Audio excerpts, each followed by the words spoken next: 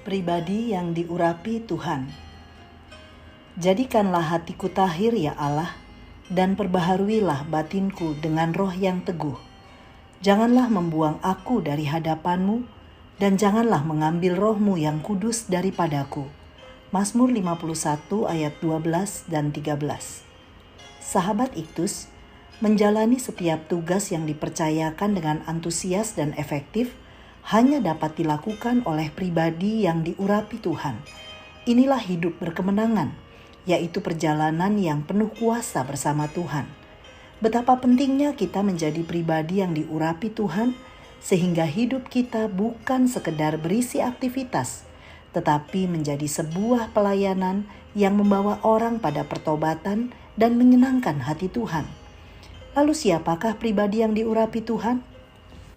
Di dalam Alkitab, urapan Tuhan diberikan kepada mereka yang dipercayakan untuk melakukan pelayanan dalam jabatannya sebagai raja, imam, dan nabi. Sesungguhnya pengurapan Tuhan dapat diartikan sebagai kehadiran Tuhan, atau dapat juga diartikan sebagai representasi Tuhan. Misalnya, seorang raja yang diurapi berarti Tuhan hadir dalam diri raja itu. Bahkan dapat dikatakan bahwa raja itu adalah representasi Tuhan. Daud adalah contoh pribadi yang diurapi Tuhan. 1. Menjadi pribadi yang diurapi Tuhan. 1 Samuel pasal 16 ayat 6 sampai 12 adalah kisah Tuhan memilih Daud menjadi raja atas Israel. Daud tidak termasuk dalam hitungan orang hebat di tengah keluarganya. Bahkan ayahnya sendiri sama sekali tidak memperhitungkannya.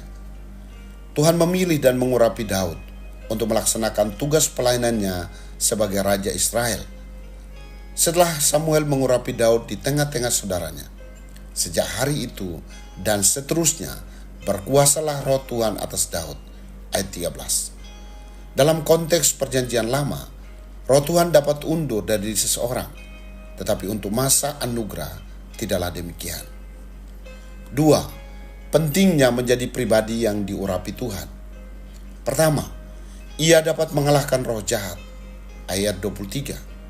Ketika Daud memainkan kecapinya, roh jahat itu undur daripadanya. Ayat 23. Apakah perginya roh jahat itu disebabkan kepandaian Daud memainkan kecapinya? Tidak. Tetapi karena Daud adalah seorang yang diurapi Tuhan. Kedua, ia dapat mengalami kemenangan atas masalah. Bandingkan pasal 17 ayat 40 sampai 58.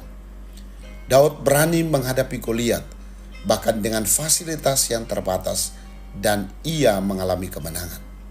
Ketiga, Daud diurapi Tuhan sehingga memiliki hasrat untuk memperkenalkan Tuhan ke seluruh bumi, supaya di seluruh bumi tahu bahwa di Israel ada Allah. 3. Penghalang menjadi pribadi yang diurapi Tuhan. Dosa adalah penghalang bagi seorang untuk menjadi pribadi yang diurapi Tuhan. Ketika Daud berdosa karena melakukan persinahan dengan Batseba dan membunuh Uria, ia berdoa dalam Mazmur 51 ayat 13. Janganlah mengambil roh-Mu yang kudus daripadaku. Daud menyadari bahwa harta terbesar yang dimilikinya adalah roh Tuhan yang ada padanya. Bahkan lebih besar dari kekayaan, kedudukan, dan reputasi yang dimilikinya. Daud merendahkan diri di hadapan Tuhan dan memohon agar Tuhan menjadikan hatinya tahir dan memperbaharui batinnya dengan roh yang teguh. Mazmur 51 ayat 12.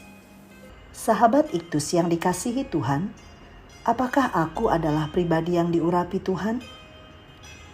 Mengapa penting aku menjadi pribadi yang diurapi Tuhan?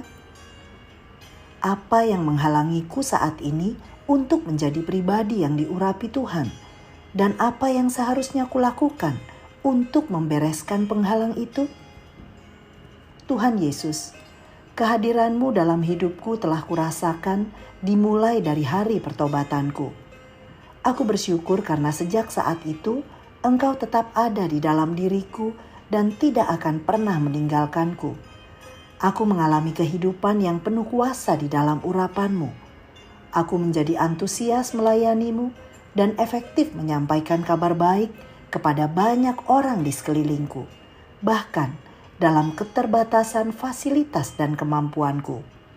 Urapan-Mu ya Tuhan yang menuntunku untuk memberi tempat tertinggi kepadamu hingga semua tujuan-Mu tergenapi dalam hidupku. Amin. Tuhan adalah kekuatan dan benteng keselamatan bagi orang yang diurapinya.